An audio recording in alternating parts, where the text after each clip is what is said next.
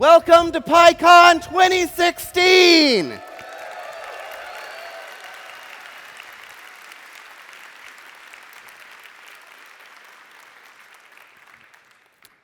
My name is Brandon Rhodes. If you need help with anything during the conference, I am the lead of a huge body of volunteers making the conference possible this year, and we welcome you all to Portland, Oregon. To situate you slightly, I went online and I looked at the map of Portland neighborhoods. They have neighborhood associations that do things like oppose target future, seriously, development sites. And I looked at the map and I noticed that something was missing, namely the place that you're sitting right now.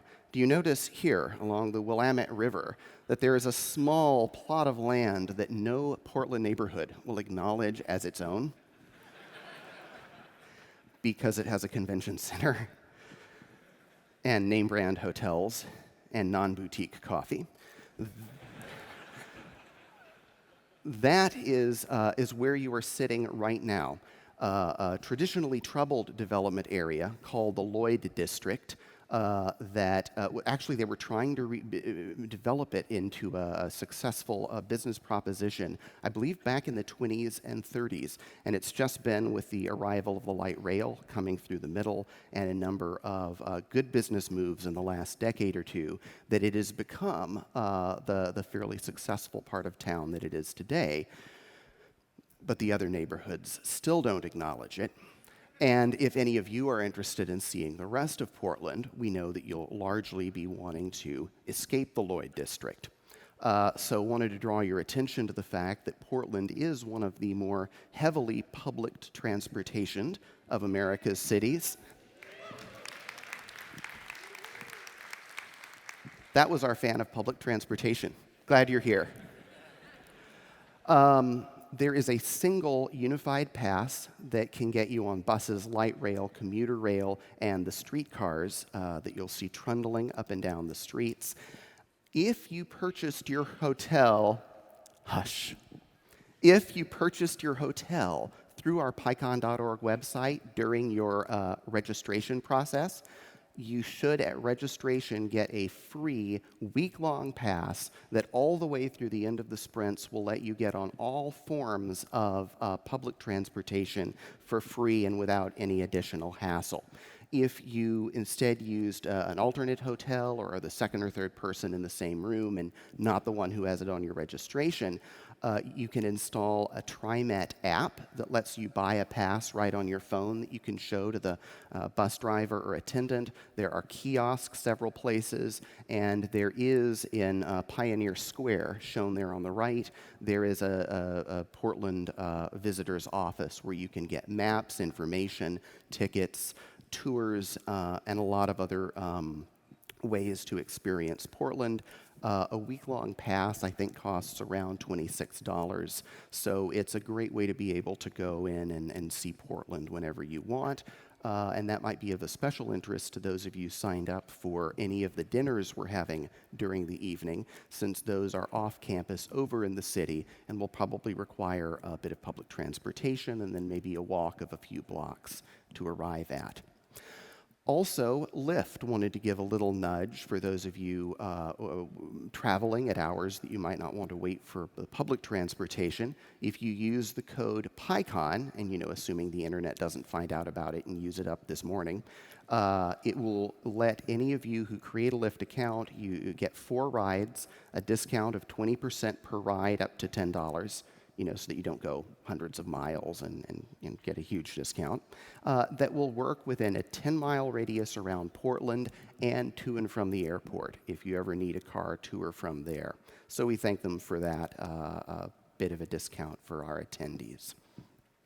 So now that I've given you a little bit of a picture of how to escape PyCon, how to get out and see the rest of this beautiful city, I want to talk for a minute about PyCon itself. PyCon is at this point, the world's largest annual event for developers of, fans of, supporters of the Python programming language. It's a conference run by the nonprofit Python Software Foundation, PSF, and hundreds of volunteers for the Python community that all come together in order to make this possible. We do have a code of conduct. I refer you to the website where, and the GitHub repository, where it is maintained and where you can read it. The essence is that we have a policy of not allowing harassment between attendees. If someone is using abusive language towards you, if someone keeps following you around, if somebody is staring at you and won't stop, if a situation arises where either you have to leave this space to be comfortable or they do, we don't want it to be you that has to leave.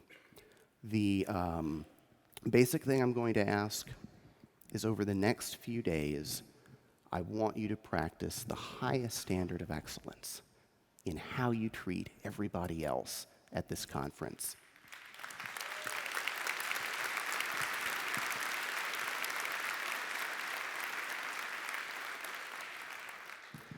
That being said, that is always a difficult thing to negotiate when people come from so many cultures, backgrounds, different ways of speaking, talking, and being physically in the world. Be generous to all, be excellent to each other, and if you do have any problems, come see me or the other conference staff.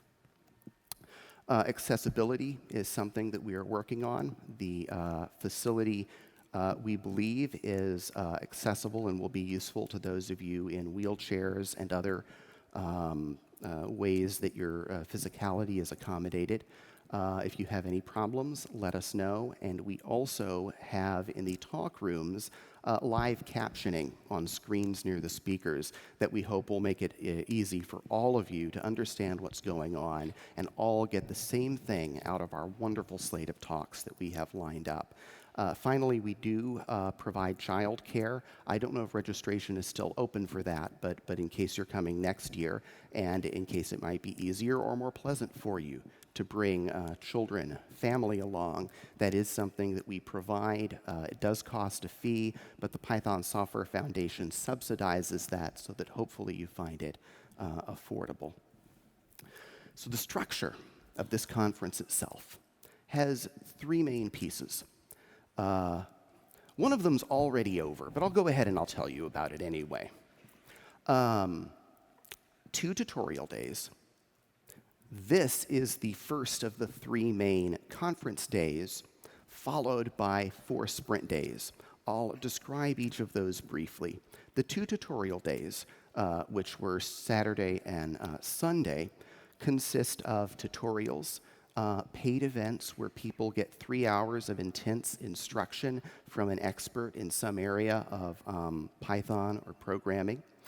Sponsor workshops, which are free. You simply register for them and you get to attend workshops given by some of the top companies using Python today, either to learn their technology or to learn open source technology that they've been using and taking advantage of. A Django Girls workshop took place, a Python language summit, an invitation-only event where the people who are responsible for the various implementations of the Python language get together to hammer out decisions each year together. An education summit took place where professors, teachers, and others who teach Python were able to meet. And finally, many of you already enjoyed last night our opening reception at 6 p.m., which really kicked off the main conference. So for those of you thinking about next year, this is the kind of activities that you can participate in if you fly in a day or two ahead of the main conference and choose to take part in the tutorial days. All right, we're now launching into the 3 main conference days. What happens each morning? Mornings are going to be fairly similar, except that on Tuesday, some people are going to not just wake at 6:30 a.m., They are going to be on a starting line at 6:30 a.m. for our 5K charity fun run. If you really like mornings, sunrises, stuff like that, you can be out there to watch them run up and down the river and cheer them on. That is tomorrow morning, Tuesday morning only. No. I mean, I might go look at it, but I'm not running this year. 8 a.m. every morning is breakfast in the expo hall in the adjacent space here in the conference center. 8:30, the lights will be coming up here each of the 2 subsequent mornings, and we will have lightning talks, a quick series of 5-minute talks on different subjects that are a staple and many people's favorite part of PyCon that they don't want to miss. And then at 9 a.m. each morning, we will have a series of keynote talks for you to enjoy. So that part of each conference day is roughly the same: breakfast, lightning talk, and keynote. It's in the daytime that your decisions start to get interesting, because we essentially have 3 parallel parts of the conference going on at the same time. We have our famous talks this year, 5 tracks with 95 different talks being given over the 3 days. We have our huge expo hall of 80 different booths, and then 9 rooms of open spaces interspersed with meals, breakfast, lunch, and 2 breaks that will all take place in the expo hall. The talks, to now go through each of those 3 briefly, the talks take place out upstairs at either end of this conference venue. The Portland ballrooms are down to the south. The Oregon ballrooms are up here adjacent to the rail line that you might have arrived on this morning. And your schedule will let you know for each talk you're interested in seeing whether you need to head down to the Portland ballrooms or up to the Oregon ballrooms in order to see your selected talk. I should mention one thing about talks. Sometimes the speaker talks for their entire 30 minutes, no extra time, we all applaud them, and if you want to have a few extra words with the speaker to talk to them or share ideas, you do it after the talk as everyone moves out into the hallway and the next speaker gets set up. Some speakers, however, finish a few minutes early. Some speakers aim to finish about 5 minutes early so that they can have a question and answer time, which is an interesting moment for some people. Because in order to allow everybody to hear, not just the speaker, but everyone to get to hear the question and know what's being answered, we set up a microphone at the front of each room. And something happens to some individuals when they see a microphone sitting by itself at the front of a large room. Some people seem to experience a moment of sort of irrational exuberance, or perhaps even of grandiosity. And they suddenly become seized of the conviction that we're asking them to come forward and give a short talk on the subject that's just been tackled. So please, let me assure you, that's not why we set the microphone up at the front of the room.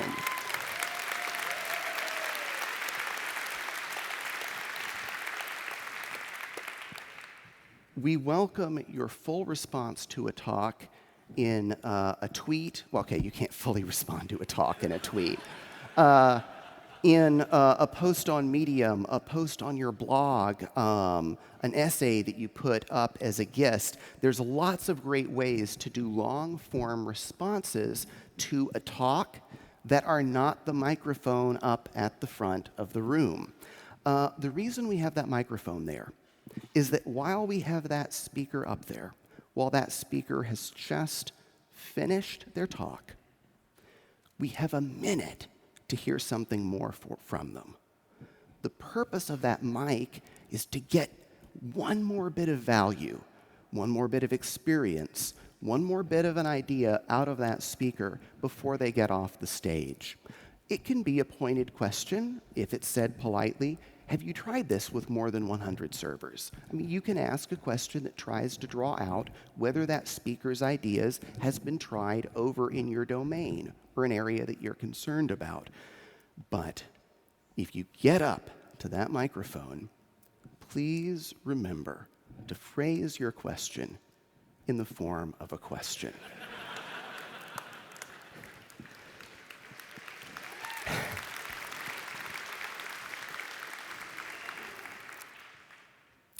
So, that's the talks.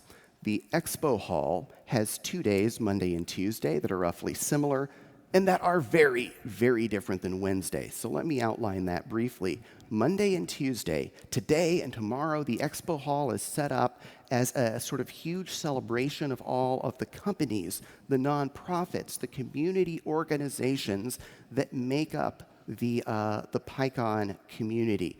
And I encourage you each day to be in there. It's really something, the opportunity, especially if you go in between breaks when it's easier to get people's attention. I have walked in there before and just gotten to walk up and talk to the lead of a company's effort to use or incorporate Python of once an open source project. I was trying to use it. It wasn't quite working out. I just happened to start talking to, it turned out, the lead of that major Python infrastructure project. Oh, have you been using our project? I described my problem, and 5 minutes later it was solved because of something that was not clear to me at all from their documentation, but that allowed me to use the project. It's a great, great chance to go in and have your questions answered, to have time with the companies and the people and the community volunteers that are doing interesting things with Python and our community.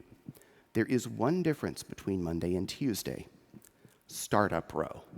Up here at this end of the expo hall are a set of booths, specially for a series of small startups that have just won competitions all around the continent in order to have a free booth in our Startup Row, where you can go talk to people that are just getting exciting new businesses off the ground and are using Python to do it. Because the row is of a limited size, it is a different set of companies on Tuesday than on Monday. So don't go past that row today and think that you've met all of the Startup Row companies. Go back tomorrow if you want to meet the others. Then, tomorrow evening, it all disappears. Don't do what I did one year and think, I'll go visit all of the booths Wednesday when my talk is over and miss them all. The expo hall in its current form with all the booths disappears Tuesday night. When you go back in on Wednesday, it will have been reconfigured as our posters, where people are giving, that they have information about a research project or open source project hanging on a board, and you get to wander through and talk to each project you're interested in and find out what they've been doing. Wednesday is also our job fair.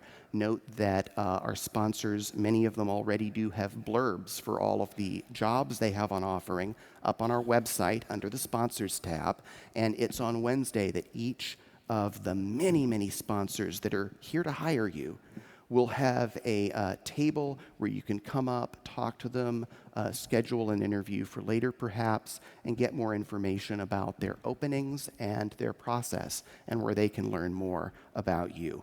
That's Wednesday, completely different than how the expo hall looks Monday and Tuesday. Finally, third major thing that happens all the time, that happens simultaneously at PyCon, is our open spaces. There are some awesome things that need to happen at PyCon that we never even get to really plan or predict. Groups that use a particular library that want to get together and talk. People like Django Girls or PyLadies that suddenly want to get together and organize and plan something. I think I already saw ham radio operators have claimed an open space where they will be meeting. An open space is a 1-hour event in one particular room that is self-organized by you who are attending the conference, by a few people deciding that they'd like to meet, finding an open room and time, and claiming their open space by writing up a little handwritten card and putting it on the board.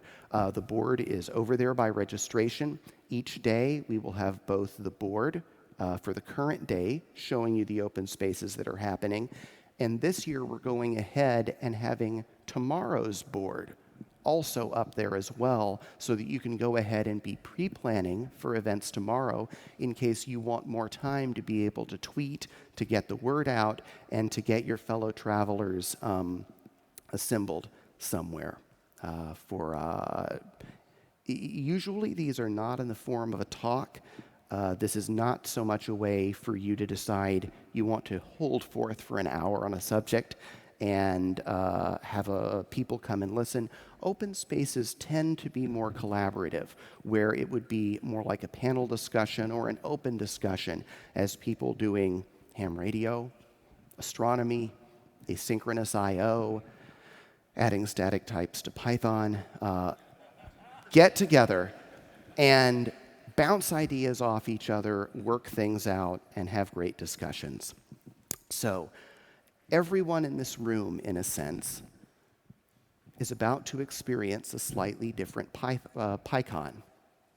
Each of you is going to assemble out of these pieces a conference all your own by mixing together in the proportions that wind up being right for you some talks, some visits to the expo hall, and some attendance or even creation and moderation of open spaces.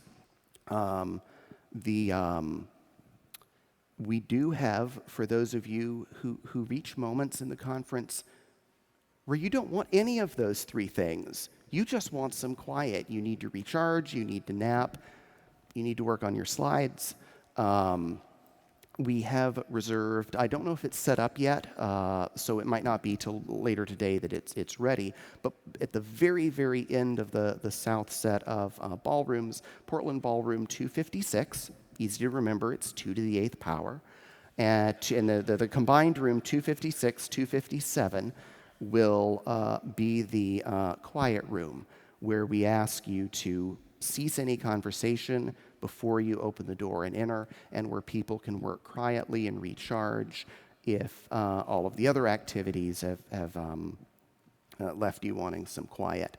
I should mention, it was not until, with respect to the expo hall, it was not until this year when I've been serving as the chair of PyCon that I realized how big an investment a lot of the organizations in the expo hall are making. If you do the math, so think in your head, think of how much your fee cost, your registration fee, in order to attend PyCon. And then, in your head, double that number. That's how much the ticket would have cost if we were not matching the proceeds from your registration with the proceeds from all of these sponsors who just wanted the chance to come and meet Python programmers. It's that combination. The fact that the nonprofit PSF that runs this is able to bring together the contributions you all make, even the speakers, even I, paid the fee to come here. All of those contributions get combined with all of the sponsorship from the sponsors that wanted to be part of this and make it possible for so many of us to be here that might not otherwise have been able to afford the cost of the ticket. Finally, what happens in the evenings? Each of the evenings we have an activity set up that I believe all of them are sold out, but I'll tell you about them for next year. All of them are things that you check off when you're registering on the website. Monday, we are having the annual Python Trivia Night at the Crystal Ballroom. And in addition to a trivia contest during dinner, once the trivia is over and the dinner is being put away, and anyone who doesn't like punk rock has had time to escape the venue, The Adventure Capitalists will be playing a concert for us, otherwise known to their fans as A19S. The Adventure Capitalists are a high-energy punk band out of New York City, loud music for startup people. Next, on Tuesday, will be the PyLadies auction, a famous and long-storied function here at PyCon, where sponsors who have donated different gifts and artwork and electronics and other items see them auctioned off to the highest bidder to raise money for the PyLadies and their efforts in creating Python community around the world. And then finally on Wednesday, our final dinner of the 3 days will be at the Portland Art Museum in the Sunken Ballroom, and we have gone ahead and had the museum open up the bottom 2 floors next door there at night of the Museum of Modern Art, so that in between courses you'll be able to go into the art museum and see a bit of Portland's art scene. Those venues they're large, but they have limited seating. Not all of you are signed up or able to attend. So we do have a page where we're collating and keeping up with all of the outside events that various sponsors, that various other organizations are arranging. Feel free to visit that page on the website if you want something to do in the evening and are interested in who is hosting. Finally, after these 3 days are over, a number of us stay in town for several more days for the sprints. Thursday through Sunday, sprints were invented in the Python community because the Zope project had complicated enough debates they needed to have, designs they needed to do about their project. They decided that to get together periodically, to hang around after a conference when they all wound up in the same city together, so that they could work in one place and make a quick sprint towards getting a feature out or something accomplished on their open source project. Fast forward now to 14 years later, there are now dozens of projects that are going to be showing up here Thursday through Sunday to not only have the experienced developers work together on solving nagging problems, but now most sprints are organized for newcomers, are set up with simple tasks, with people sitting there ready to help you compile or get the project set up on your laptop for the first time, where you can get help in person, be bootstrapped up into being a contributor, maybe landing your first commit, where you're able to learn the process that the other developers use in order to be productive. And then finally on Saturday and Sunday, our famous Young Coders classes will be introducing kids to learning Python, teenagers, to learning Python through coding and through creating games together. Our Twitter account, if you need to tweet at us, is at PyCon. Our hashtag, in case you need to tweet about us, is PyCon 2016. If you follow, as I do, hashtag PyCon over the year, it started to become a very busy channel, where if 2 PyCons are happening simultaneously on different parts of the globe, it can be rather confusing until you figure out they're talking about 2 different continents. And so to stop hashtag PyCon from colliding amongst all of those increasingly international events, PyCon 2016 is the hashtag for this event in Portland in particular. So I will close the opening of the conference by asking that we give a big, big hand for the hundreds of volunteers that are making this week possible. Thank you.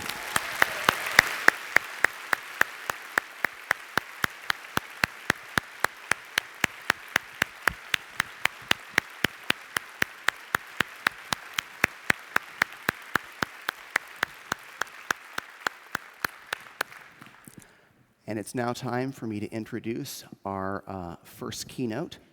I'll say just 3 quick things about Dr. Lorena Barba. First, Python Software Foundation runs this conference.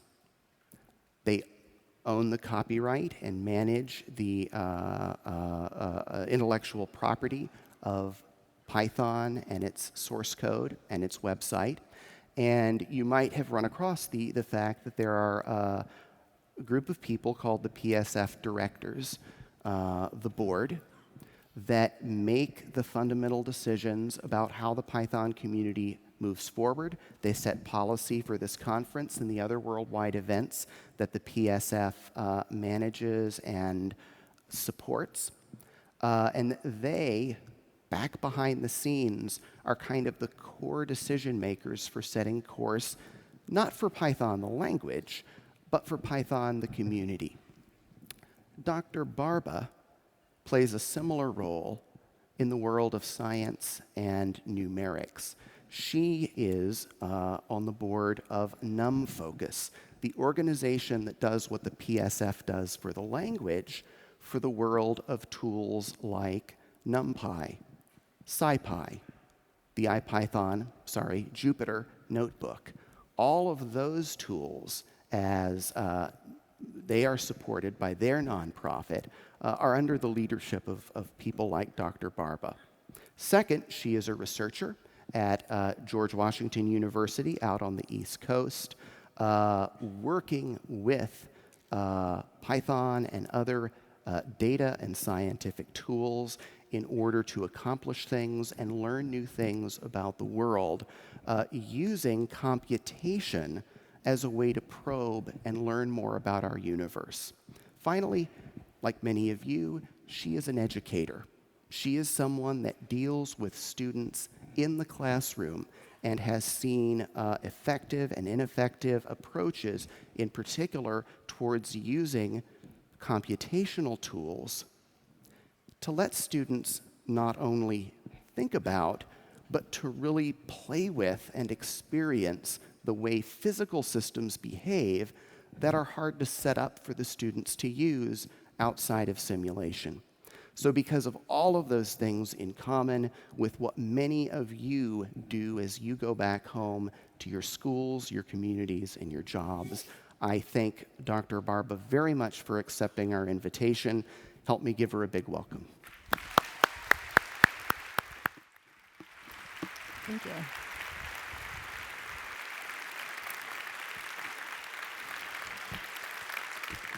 Thank you.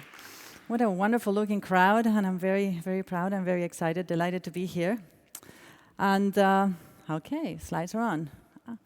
I have a rather long-winded title for this talk. Apologies for that. My creativity did not go as far as the talk, but let me unpack this as I go. So I've titled this Beyond Learning to Program, Education, Open Source Culture, and Structured Collaboration in Language. Now, I mean human language here, not programming language, as I will address a little later. So I do want to start with a thank you. First, a big thank you to Brandon Rhodes, who trusted me with this keynote, and that is a big trust placed in me, and I really appreciate the opportunity. I also want to thank, in particular, Fernando Perez and Brian Granger for the wonderful tools that they make for Python in science, Jupyter, IPython. I want to thank Travis Oliphant for NumPy, for Conda, we love Conda, and also Numba now is, I think, a big deal for scientists. Also, the late John Hunter for Matplotlib. Visualization was one of the big hurdles for scientists to adopt Python, and this was very important for the adoption. Now, the fastest growing community, I would think, is in data science and scientific computing with Python. And Guido, of course, for the language. We must thank the genius of his creating this language for us. I also want to thank the Berkeley Institute of Data Science, where I was a visiting scholar for the past 5 months, and allowing me to read and write, and more than I had for quite a while, and prepare this talk for you. The official TED Guide to Public Speaking says somewhere, and I paraphrase, that my mission here as a speaker is to take something that really matters to me and sort of rebuild it in your minds as listeners. There were 2 things that I care a lot about that I wanted to reflect on with you, but with only 40 minutes available, I think really that we only have time for one idea. So I'll be talking about the first one of these, education. But before that, let me just mention NumFocus. Already Brandon said, I am a board member of NumFocus, and I want you to know about it. NumFocus is a non-profit organization that supports open source software in science. It supports educational programs and also events like this one. But most of all, it supports a portfolio of small open source projects that would not be able to survive, would not be able to afford the overhead of being a nonprofit on their own. So NumFocus delivers a vital service by being an umbrella organization that provides fiscal sponsorship to these projects in scientific and the data stack as well, so that they can stay well-funded and live on. Back to my title, Beyond Learning to Program, Education, Open Source Culture, and Structured Collaboration in Language. This time I've bolded the word language, as you can see, to remind me to clarify that I don't mean programming languages. I am talking about human language, the domain of linguists rather than programmers. Why? Why do I think this is important? Quoting a book that I'll mention quite a bit in this talk, because people, us, we act through language. I'm interested in discussing this in the context of education. Computer education has reached like a pinnacle of interest at top levels of concern in this country. Only a few months ago, the Obama administration announced this initiative called Computer Science for All. The president's initiative calls for about $4 billion in funding for states and about $100 million directly to school districts to expand computer science education for K-12 level by training teachers, providing materials, and so on. Why? Well, they estimate that in only 2 years' time, so by 2018, more than half of all of the STEM jobs will be computer science-related jobs. So it's of national interest to make an investment at the early ages of our education. But before Computer Science for All, there was CP4E, Computer Programming for Everybody. Some of you in the room will remember the CP4E program. It was an initiative funded by DARPA, and Guido van Rossum was the leader and the originator of this idea. And at that time, he was working for a corporation called the Corporation for National Research Initiatives in DC, I believe. This was the mid-90s. And in fact, Guido released several versions of Python from this corporation. I even understand, I'm not so sure of the history, but I understand that the origins of the Python Software Foundation are at CNRI, under an activity in their nonprofit activities. So in 1999, DARPA funded this proposal to a corporation to develop training materials and develop tools to make programming more accessible to a wide diversity of people. You can find the full text online, which I did in preparation for today, and there's a passage there that I thought interesting, and a couple others I will share with you. What would the world look like if users could program their own computer? In contrast, of course, with just interacting with an app. It's very interesting to me to look at what the proposal included. It highlighted the role of the language, of course, a programming language that would facilitate adoption by novices, and Python was obviously the selected programming language. But the plan of the proposal had three components. One, to develop a new computing curriculum that would be suitable for high school students and for college students. Second, to create a better, easier-to-use programming environment. And one of the offshoots of that was the IDLE environment. But the last one is interesting to me. Build a user community around all this. You all have developed and value community. PyCon is a demonstration of the success of the idea of community. So I'm not really sure what Guido had in mind at the time as the connection between building a community and education, but that is the connection that I want to explore right now with you.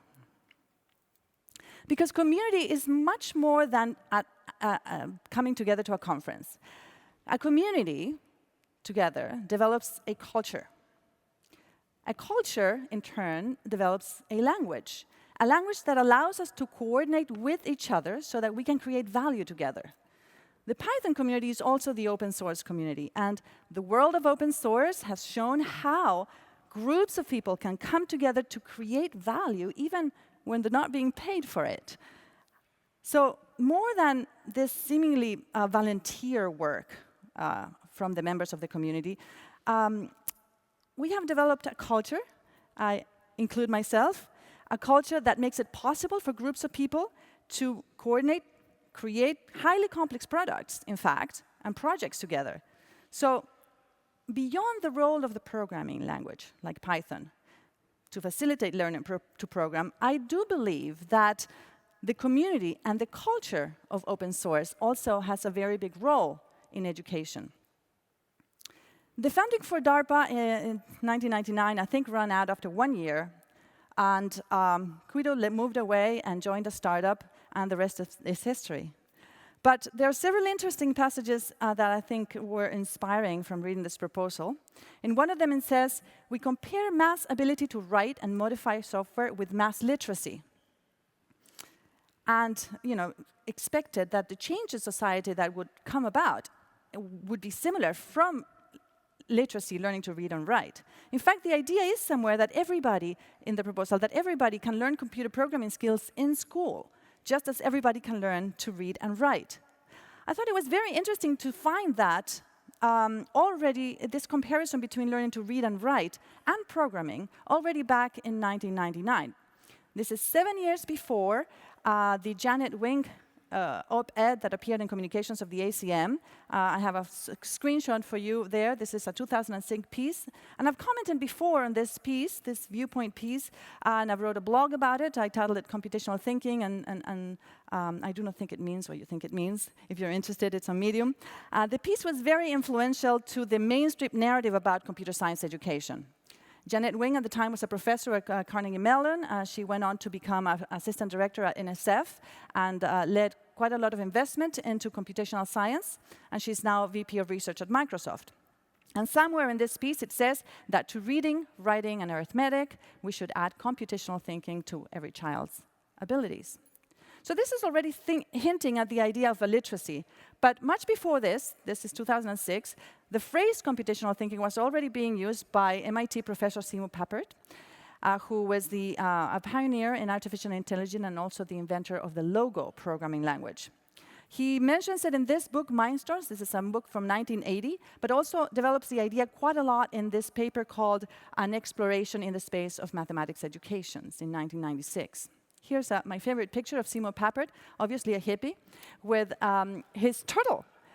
Some of you, maybe many of you, may have interacted with a turtle as a virtual object on your screen. The original turtles were actually robots, and it's interesting to think that building a robot that would draw on a piece of paper on the floor was actually easier than producing that graphics on a display back then. So this is quite early on in computing history. And his writings are very interesting. He says he's interested about how people think, how people learn to think, and what the role of computers might be in that process. So it's much beyond learning to program already, but the idea of computational thinking was deeper for Seymour Papert than I think it is in the narrative today in mainstream discussions. So my theme today, and because it's a long-winded title, I had to repeat it, so you start getting my design here. My theme has to do with open source culture and the impact that it can have in education beyond this narrative of learning to program that we hear so much about, and also beyond the hijacked buzzword of computational thinking. So the argument goes somewhat like this. We have this open source culture that emerges from a community, and this culture developed a language that allows us to coordinate with each other to create great value. How is this possible? Because people act through language. I'll unpack this in a small while, but let me point out that this claim was made by Terry Winograd and Fernando Flores in their book titled Understanding Computers and Cognition. This is a book from 1986 and describes what they referred to as the language action perspective. And this is a very interesting framework. And what I want to argue today is that this language action perspective helps explain the success of open source collaboration. And I think that this understanding reveals a value proposition for the education of our younger generation in fundamental skills that are much beyond learning to program. Although I do believe everybody should learn to program. So hold on to this promise of making this connection as I dive a little bit deeper into this idea. But let me start with an anecdote first, my personal anecdote about how I came to learn about all this. Here's a photo of my undergraduate university in Valparaiso, Chile.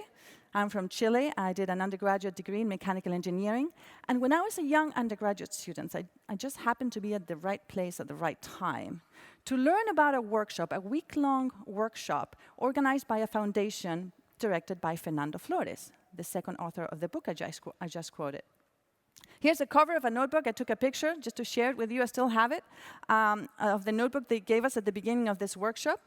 And in that workshop, I learned about a model called Conversations for Action, and about coordinating with other people effectively using our conversations. I remember vividly coming to the realization that when we're having conversations, we're actually working, or turning that around, when we work, we actually need to have many conversations to get things done. That's how we create value together. So here's an example. Brandon requests that I give a talk at PyCon. I accept, thereby making a promise to him, a commitment to be here and speak. Commitments that are made in this fashion are how we get things done in work, in relationships, in society. The understanding that I gained from that workshop that I was telling you about when I was a young engineering student has been very useful to me, and I use it every day with my students, with coworkers, even with friends. So I really feel lucky of having had that opportunity, having had that experience of attending a week-long workshop that I do believe changed. It was a life-changing opportunity, educational opportunity. And maybe one reason that I paid a lot of attention as a young student is that Fernando Flores, here's a photo of him, was really a legend at the time in my circles, in my country. Flores is a Chilean engineer. He's a philosopher, an educator, and a politician. He was Minister of Economy and Minister of Finance as a very young engineer under President Allende, Salvador Allende, in the early 70s. His most famous intervention at the time was Project Cybersyn. I know this is a sidetrack, but I really can't help you telling you about this. It was 1971, and Fernando Flores, as a Minister of Economy or Finance, I don't know what, 29 years old, I believe, contacted British cybernetician Stafford Beer to ask him to come help implement Beer's management cybernetics at a national scale in Chile. The idea of this project Cybersyn was that you would create an information-based system to help manage the economy of the whole country, and the system would use one of the only 2 available computers in the country at the time, and collect all of the information via a network of telex machines. You probably don't even know what telex is, most of you. If you're interested about this exotic part of the history of network computing, I really recommend Eden Medina's Strata Hadoop talk. It's available on YouTube. And also her book, Cybernetic Revolutionaries, published in 2011. It's a fascinating account of this whole piece of history. But let me tell you about Fernando Flores, the man.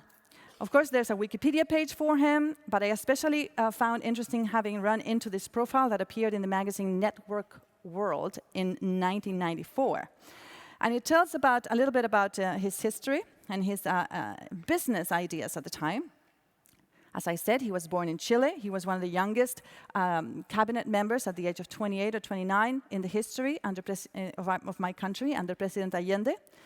During the military coup in 1973, he was taken prisoner. And he was a prisoner, a political prisoner, for 3 years, between 1973 and 1976. He doesn't really talk about this very much, but I think that it might have been a very important part of his developing these ideas. At that time, 1976, Amnesty International and I think Stanford University and other professors collaborated to negotiate his release, and he came to the United States and became a PhD student in UC Berkeley, where he wrote a dissertation titled Management and Communication in the Office of the Future. This is in the late 70s, 1979 perhaps. On his arrival to the United States, he began working with Stanford professor, computer science professor Terry Winograd, with whom he released this book that I mentioned before, Understanding Computers and Cognition, in 1986. And in the early 1980s, they both founded a company to sell a software tool that was called the Coordinator. This tool was a workup scheduling application that applied the theory of speech acts, the theory behind this idea that we act through language as humans. It implemented this model called Conversations for Action that I mentioned before. It had sold about 500,000 copies by 1990, and Flores later on became a successful business consultant working with global corporations to improve their management strategy and the coordinations of their teams. In May 2006, that's 10 years ago, and 2 decades after the publication of the book, the Communications of the ACA, the largest professional society in computer science, published this special issue dedicated to 2 decades of the language action perspective. And the editorial of the book calls, the editorial of the magazine called the book a groundbreaking textbook in system design. The phrase language action perspective is from the early 80s, as I said, and the idea referred to designing software systems from the perspective of human language and how we act in language. The basic idea is that humans don't really communicate to share information only. We communicate to change the world. We make requests, promises, offers, declarations of love, of all sorts of things, and by that, we change the world. So Winograd and Flores proposed that we can use this perspective to help us design computer systems that can support humans in working together more effectively. Terry Winograd's own paper in this special issue admitted that, in fact, the language action perspective had not been really adopted as a mainstream in information system design by that time. The practical successes, he said, have been really in business process management. And Fernando Flores, as I said, became a very successful business consultant. The recent book, Conversations for Action, this was only published in 2013, collects a series of essays where Fernando Flores lays out all of these models. These were circulated among his students and clients, sort of in an underground network for many years, and they were only published 2013, so 20 years after. In this book, he proposes that we design our organizations around the network of commitments that we make to each other. So effectively, making commitments is what allows us to create value together. As a visiting scholar at Berkeley, Dr. Flores lives in Berkeley. I was very delighted to have the opportunity to meet Fernando Flores in person. I was introduced by a common acquaintance and invited to his home.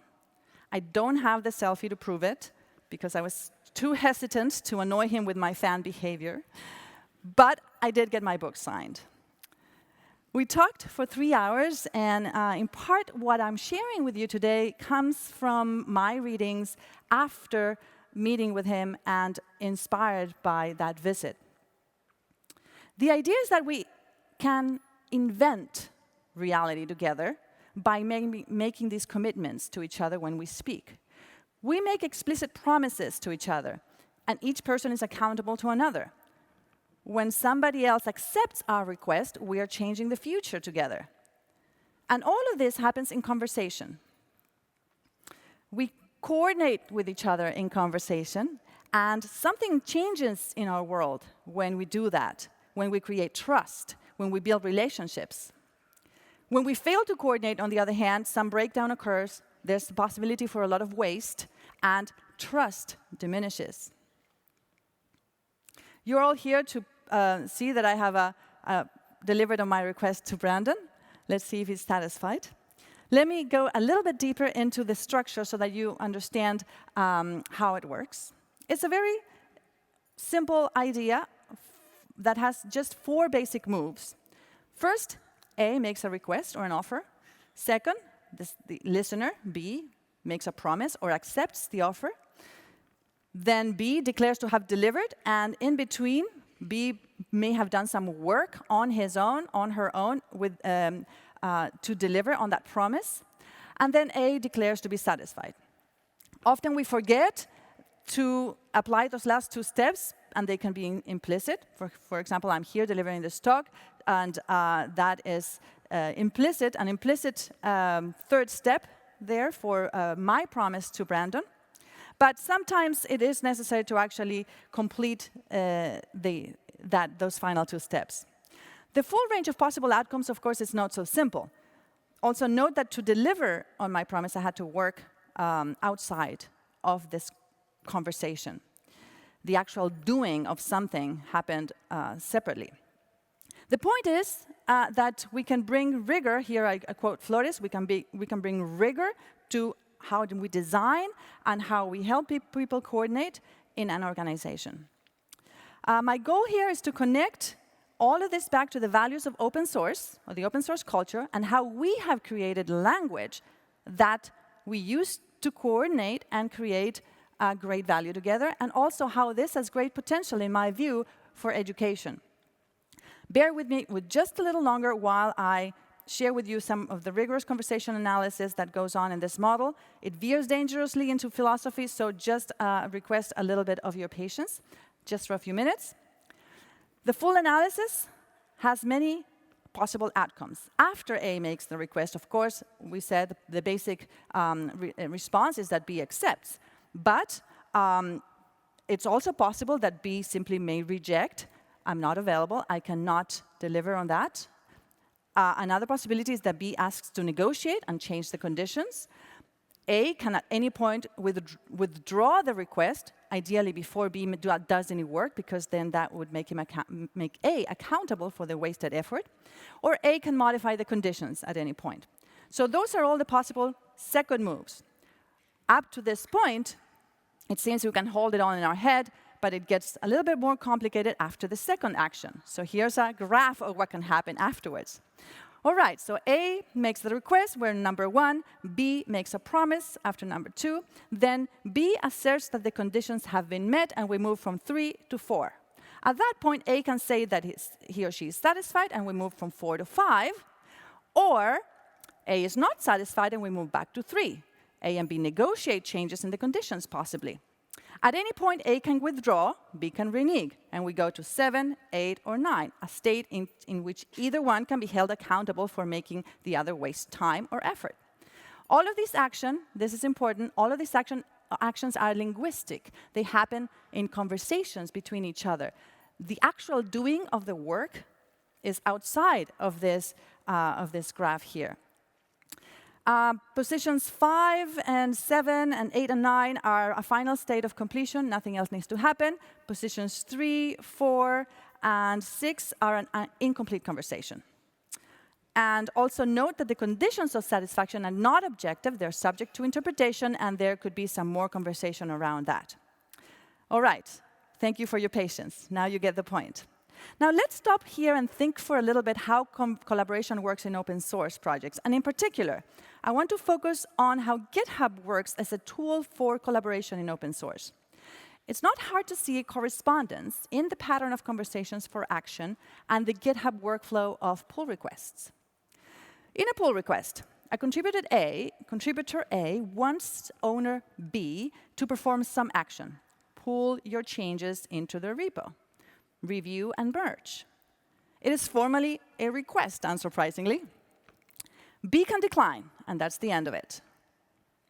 B can accept, and in that case, B will merge the pull request, click on GitHub on that little button. That takes the whole conversation to an end with a satisfaction, and GitHub has implemented a whole set of speech acts in one button. Often before B accepts, B has to do some work. B will have to review the contribution. This work is going to happen outside of the conversation on their own lonely time. B can counter, and a pull request discussion begins. A agrees to change the PR, perhaps, and B merges at that point, and that's the end of the conversation. Or A disagrees, and B closes the PR, and that is also the end. So a pull request is a conversation around code. And the genius of GitHub is that it structured that conversation for us. The open source workflow, in fact, has various other examples of a commitment-based culture of collaboration. When a committer, for example, raises their hand and says they will review a pull request, they're making a promise to go over the submitted code, analyze it perhaps for correctness or for abiding by the style guide, and so on, and then to provide some feedback to the author of the PR. Let's think about logging issues. Maybe a project has a contribution policy that says that you should log an issue for any question or problem. Implied in that is a promise, a commitment, to coordinate action to address the issue when you submit it. Otherwise, there is a breakdown of trust, isn't there? So the understanding here is what, under Flores' explanation, is what teams do. They share an explicitly shared mission and coordinate action to fulfill it. This is the commitment that is implied in submitting an issue, for example, for an open source project. GitHub is one example of a tool of the trade that I think has supported the workflow and promotes a culture of collaboration, so precisely the type of design that Winograd and Flores were talking about in their book from 1986. This tool reflects our culture of collaboration, I believe brilliantly delivered on it, and I don't mean for this talk to be an advertisement for the company, although I use it, my students use it, we actually do all our coordination through GitHub nowadays. But the point is to make an example of how this culture has plenty more to offer education than just the narrative of learning to program seems to be aware of. Last February, I was very pleased and had the pleasure to be invited to an unconference event that was hosted by Google in their headquarters. The organizers include Google, O'Reilly Media, Macmillan, Sesame Street, and the Department of Education, Scientific American, and so on. FOO, for those who don't know, means Friends of O'Reilly, and FOO camps are legendary situations, legendary events where a group of sharp people are invited to take part on a free-form think-a-thon at the O'Reilly campus. EdFoo was an educationally themed one, and about 200 people received an invitation to come and discuss various areas of education, learning, and technology in particular.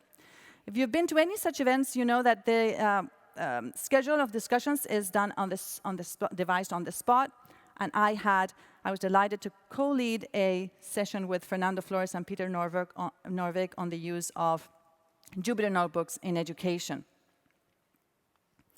On the third day of EdFoo, Tim O'Reilly himself led a session, and his questions to the small group went something like this. I have some rough notes from the day. He said, access to knowledge on demand is changing work for humans. With facts available on our fingertips, at our phones, what do we really need to teach the younger generation? This critical thinking business, what does it really mean? And what are foundational skills in the modern age? At some point, someone in the room, I believe it was Ken Brooks from Macmillan, floated an idea. How about the work of Terry Winograd? Asked to elaborate, he said that it had to do with commitments and how people make commitments, and Tim at the time didn't really get the idea, and he said jokingly that he trusts more his phone to deliver on commitments in terms of reminders, calendaring, and so on, than people. And there may be some O'Reilly people in the room, so I want to explain that I'm not criticizing Tim. There was very little time in that meeting to explain in detail, so to persuade him to consider the idea. But I think that Ken was really onto something. Winograd and Flores argue that skillful action together occurs in a context set by our conversations.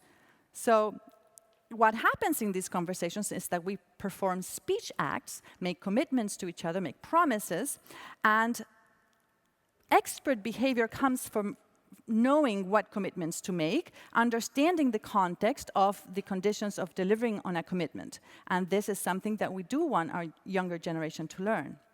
So I really do think that the Winograd and Flores corpus points to some foundational skills that we should be interested in teaching our younger students. And also, I think that this framework has permeated the open source culture, and deliberately or not, it is part of what we do in open source communities to create value together. So back to CP4E. I said Guido's Computer Programming for Everybody proposal had 3 areas of work: develop a computing curriculum, create better programming environments, and build a user community. Reading more about the 3rd area, I get the idea that he was talking about sharing the curriculum openly, sharing the materials, seeking community involvement through peer review, perhaps developing variants of the materials, and making translations. There's also in the proposal a mention of creating a community-enhancing tool that makes it easier to share, integrate, and mix peer-developed curricular materials and software. This was 1999, so remember, GitHub was founded in 2008, so almost 10 years before. In addition to making the courses and software widely available, the proposal also mentions that they will actively participate in the mailing list to foster community. This is through experience in the open source world. We know that it's important to participate in the mailing list, but what is it that we do in the mailing lists? From the point of view of Winograd and Flores and the language action perspective, what we do is precisely this, hold these conversations that allows us to coordinate this idea of the conversations for action model. We design our organizations around the networks of commitments being made, is what Flores says in one of his writings. And these commitments, these promises, help us get things done. When people coordinate successfully through commitments, trust grows, and relationships become stronger, and we get things done. When we don't deliver on our commitments, there's breakdown, there's waste, and possibly distrust. So I believe, from the point of view of the Winograd and Flores framework, that when we talk about building community, we really mean building commitment.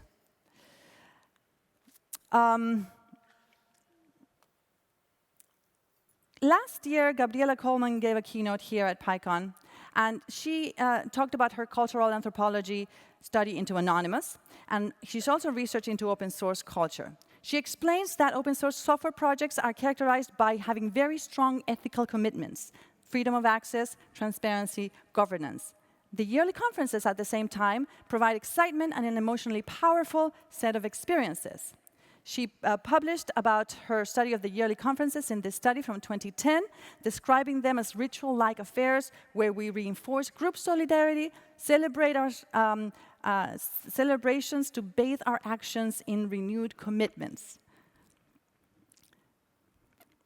And she says, the lasting effect of the conference is that any doubts about one's real connection to the virtual projects and relationships are replaced by this invigorated faith and commitment to this world. There's that word commitment again. So as a wrap-up, I'd like to say that in thinking about what open source world can bring to education, I look at the recent movement, for example, the recent impact of the maker movement. And I can't help but imagine an equivalent hacker movement, offering so much more than just learning through program. We have to deal, unfortunately, with the negative connotations of the word hacker, but that's just a PR issue. The open source world is a training ground for effective teams, is my proposal. And the tools of the trade, especially GitHub, have implemented this culture into computational platforms that support us to be effective. Speech acts are these powerful language rituals that build trust. They are how people engage in coordinated action through conversations. They include not only requests and promises, but also offers, assessments, declarations. And these moves, interestingly enough, exist in every spoken language, not just English. Every spoken language has it. So I've told you about this language action perspective. Winograd and Flores propose that we can use this perspective to help us design computer systems that can support humans to be more effective. GitHub accidentally, or by design, and I think accidentally, gave tangible form to this idea. I'm also interested now in thinking in the future, reflecting about how this can help us improve platforms and practices for online learning. Can we have an online learning platform that so dramatically effective as GitHub is for collaborating in open source projects, I think that this the language action perspective and in understanding how to build commitment-based culture is going to be key for that. And none of the existing platforms for online learning reflect this perspective in their design, as far as I can see. So the core values fundamental to the open source world instill a culture of commitment, strongly tied to the ethical values that we share: freedom of access, transparency, and governance. This results in skillful, coordinated action to create value together. So if you are working on the design of systems to support learning, study Winograd and Flores, please. If you're a coder in any open source project, cultivate your skills to listen attentively and be mindful of how you create value with others in conversation. If you're a computer science educator, move beyond this learning to code narrative and bring students into the whole culture of open source. Have them participate in open source projects and teach them the language rituals that we've created that help us coordinate in distributed and virtual teams. And if you're here at PyCon, or if you couldn't come this year and are going to listen online afterwards, know that you are creating a ritual that reinforces this culture of commitment that makes you capable of inventing the future together. Thank you very much.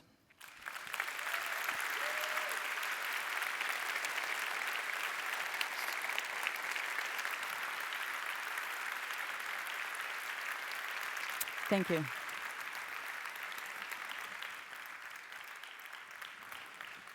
I'm not sure what the schedule is, so I don't think we have time for questions. We're right. No, I think it's time to head on to the next thing. I'll be happy to meet with others outside. Well, thank you very much, Dr. Barba. I am happy to acknowledge your keynote as received and satisfactory.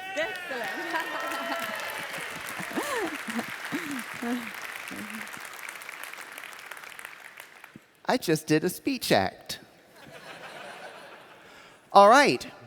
In 1/2 hour, at 10:50, our first slate of talks will start in the big ballrooms upstairs. Until then, head over to the expo hall. We have your morning refreshments ready. I'll see you there.